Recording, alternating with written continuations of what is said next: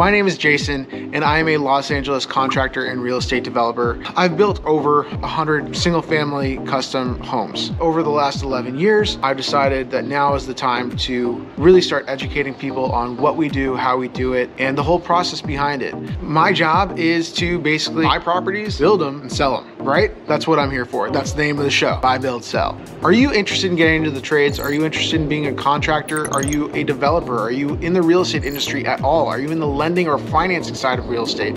If you are, this is the best place to be, because I'm going to teach you all the tips and tricks in getting into this industry, doing this industry well, and being the most proficient builder you can possibly be. If you're not yet a builder and you have desires to be one, then you're at the right spot, because I'm here to teach you all of those tips and tricks. I'm going to show you all of the ins and outs of my industry. I'm going to try to make sure that I'm teaching you everything I possibly can about what I do.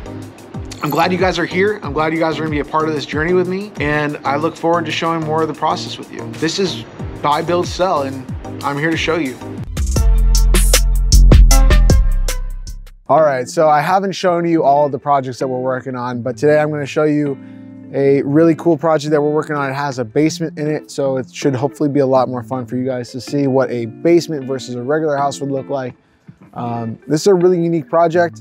There's a lot of interesting factors that are happening here, so there's probably a lot to go over. But overall, you guys have seen a lot of that house we're building on iLift. This is a house right here on Muskingum in Pacific Palisades. So come on in and check it out, and let me show you what a basement house would look like.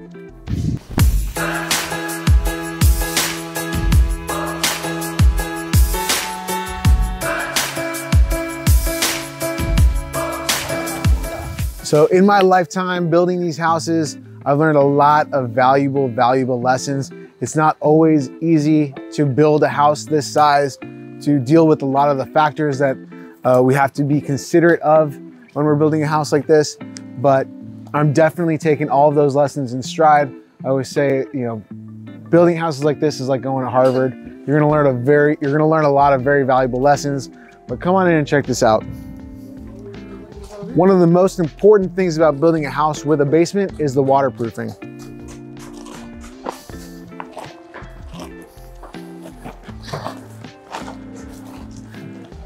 Yeah. And a lot of what you're seeing here is there's so much waterproofing involved, and I will take you through all of it and show you a lot of what we can potentially see here today. So hopefully that's something we can look at and go through. Hey Leo, I didn't know you'd be here today. I would have dressed nicer. How you doing? You okay? Tomorrow? Tomorrow at Canton, Wednesday, Encino. You ready for here? Yeah. You're producing right now? You're making the cabinets right now? Okay? Go measure really fast, please. Thank you. This is Jason from Buy, Build, Sell, your Los Angeles contractor and developer. And today we are on our Muskingum project. Come on in and check it out. Right here is our first sign of waterproofing and something that's really important. We have this massive retaining wall that's happening around the entrance of our home. This is gonna end up being the lead-in to the front door on the other side of this. But what you see right here is all of our waterproofing. This is a so we have our waterproofing against the wall. Then we have this protective mat here. This is protecting the waterproofing so it doesn't get damaged or broken. And then we also have our French drain right here, our pocket drains. So we have a drain inside completely wrapped with gravel and then wrapped with this fabric. The fabric is protecting any of the dirt from getting into this space. And then the gravel is gonna filter all the water, get it into the pipe. This is actually a hydrostatic pressure. This is making sure that the water that builds up down here doesn't break the wall, that the water gets caught in that pipe and then leads out towards another avenue. Because if the water stays there and builds up too much, it'll actually break the wall. So this is a really important element to this whole entire system. But like I said, you only learn this with experience. So this is a lot to go over. We're gonna make our way into the house. Come on in and check it out.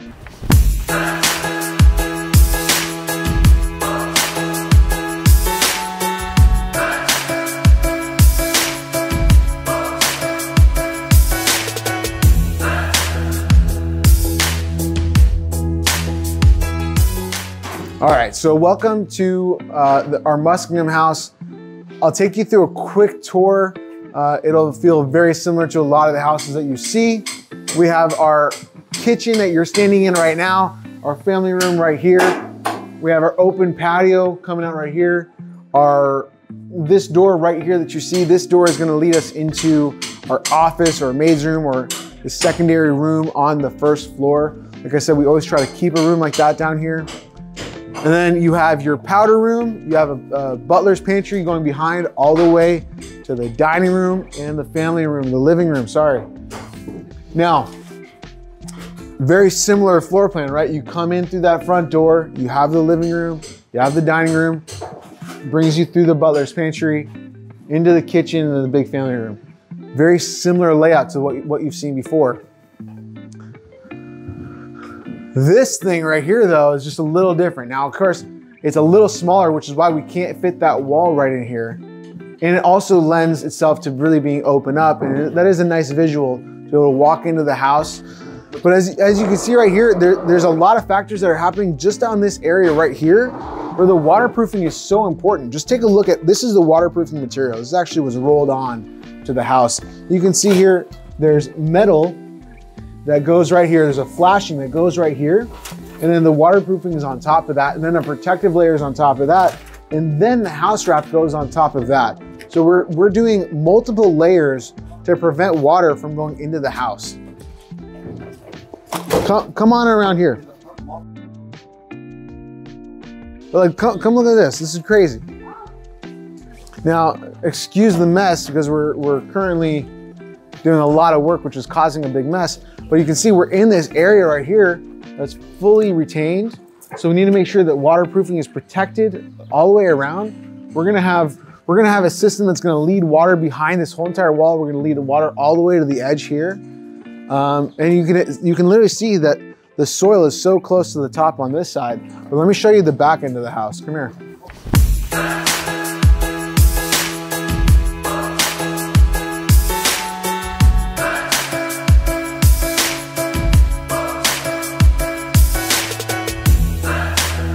The reason you would pick one size of a drain versus another is really based on the amount of volume of water you're expecting to have.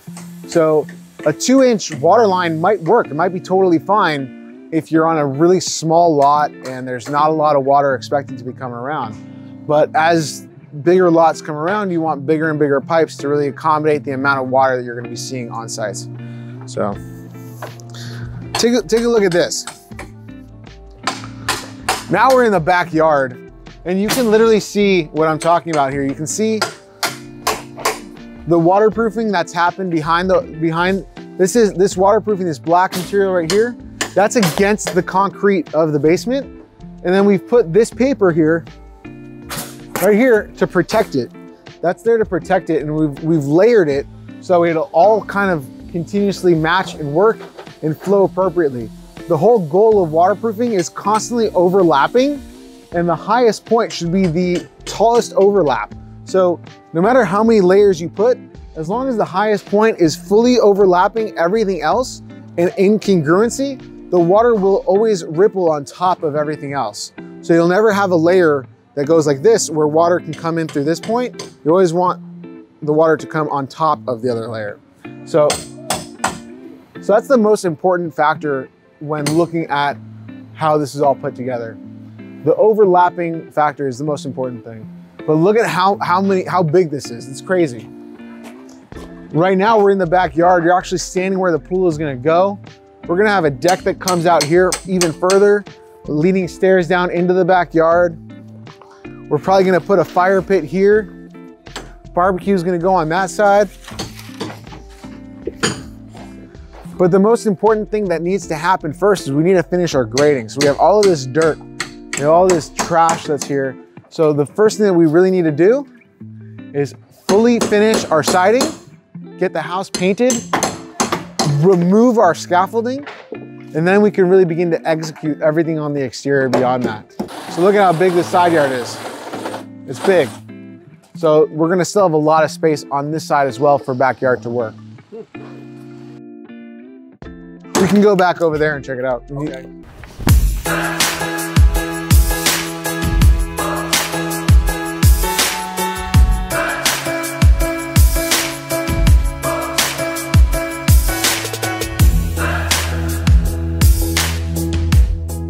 So in a home like this, where you're doing a basement and you can afford the space that you're putting all of this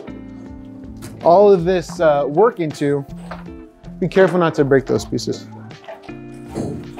You're gonna put in as much as you possibly can into the house. This house in particular is 4, 5, 6, 7. Yeah. This house is a 7-bedroom house. It's a 7-bedroom, 8.5 bathrooms. There's also a gym that I'm not counting in that square footage. Plus there's a movie theater. So there's a lot of rooms in this house. So with that many rooms, you really have the freedom to kind of be creative with it, use it however you want. So we definitely put a movie theater in here. I would say that when you're adding a movie theater to a house, you're probably gonna spend north of 100K on your smart home system and adding that movie theater into the scope of the work. But let's go check it out.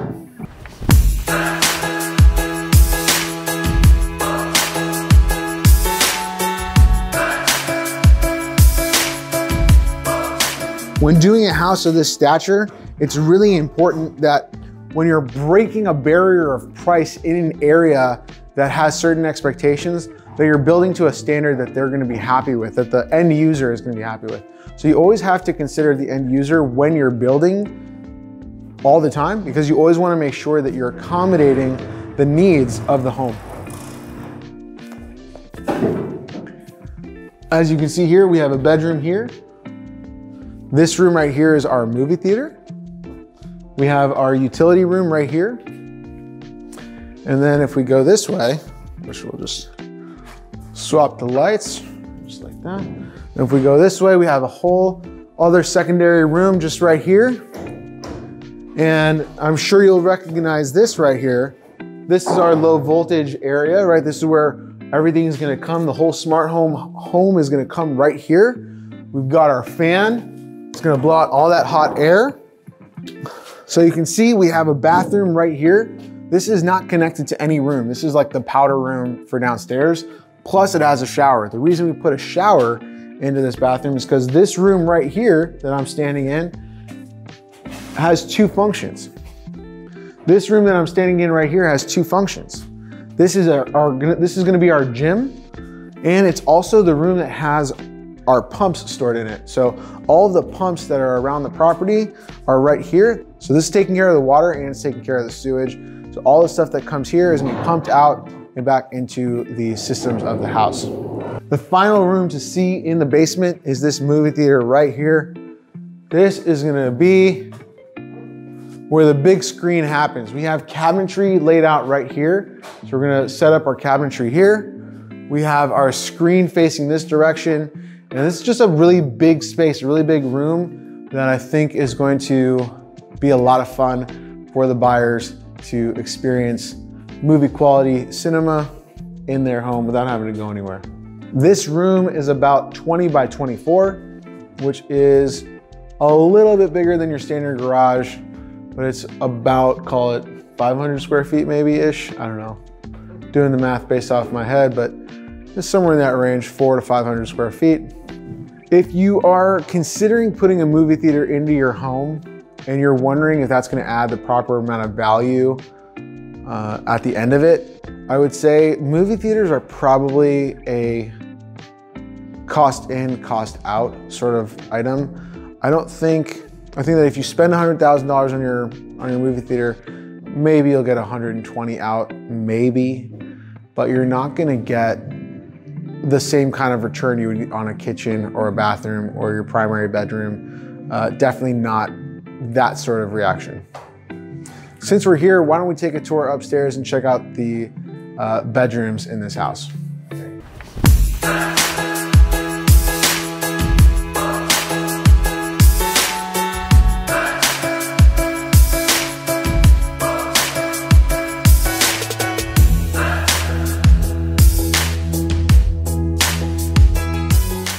All right, so we are currently on the 3rd floor of our house here on Muskingum.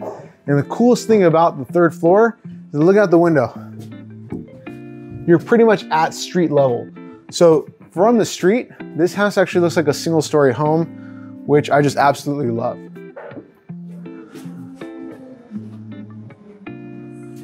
I think that based on just like the view from the street, it's a really cool factor because the house is perceived small, but once you get in, you're like, whoa, this is a massive house. So I feel like that's a big ticket item, just in terms of how it looks and how it's perceived. I think that's really just cool.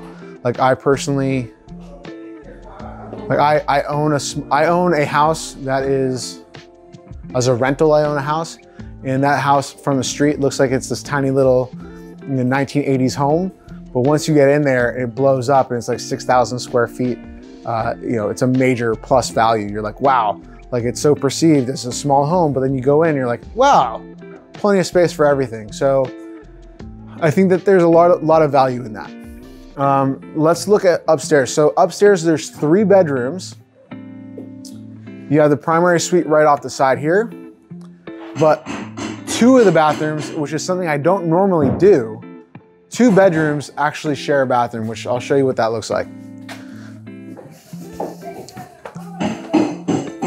This is called Jack and Jilling a bathroom, right? Where you have 2 entrances into the same bathroom. So you're gonna come in through here. This is gonna be a pocket door. We're gonna come in through here. Then there's also an entrance from this bedroom on this side, coming in through here. So 2 sinks, toilet, shower, and tub, but 2 entrances into both rooms. The reason we're doing that really is solely because of space. Sometimes you are just pushed to make those decisions, but I'll tell you the real reason why we chose it.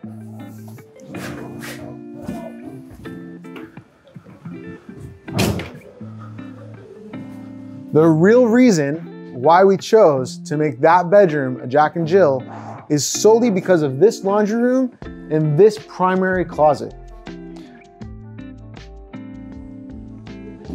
Originally in our architectural plans, we actually had the laundry room right here and a very small closet spec'd out right here.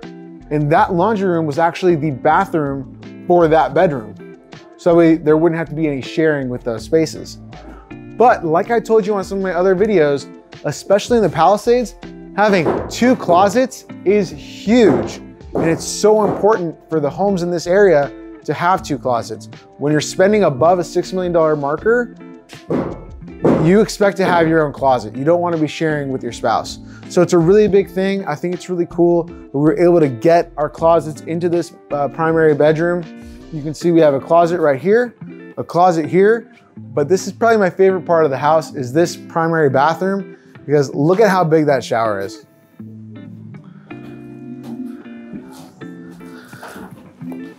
Truthfully, I would use the word absurd. It is so big, but it's awesome. If you remember from our last house, that last shower was this big.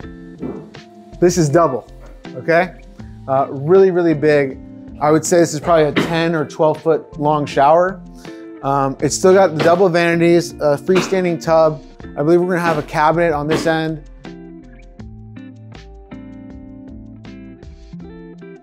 One of the fun things about this house is that we have a balcony on the primary bedroom and some really great natural trees that we can walk out and see. It kind of almost feels like a forest in the back end, so go check it out.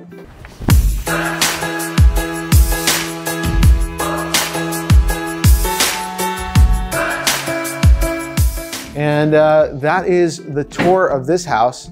If you have any questions, please go ahead, drop them down below. I'd love to get to them. I appreciate the likes, I appreciate the subscription. Of course, when you like this video, it lets other people like you know that they might like this video too. I appreciate your support. And of course, if you can, share this video with all your friends. I'll see you on the next video.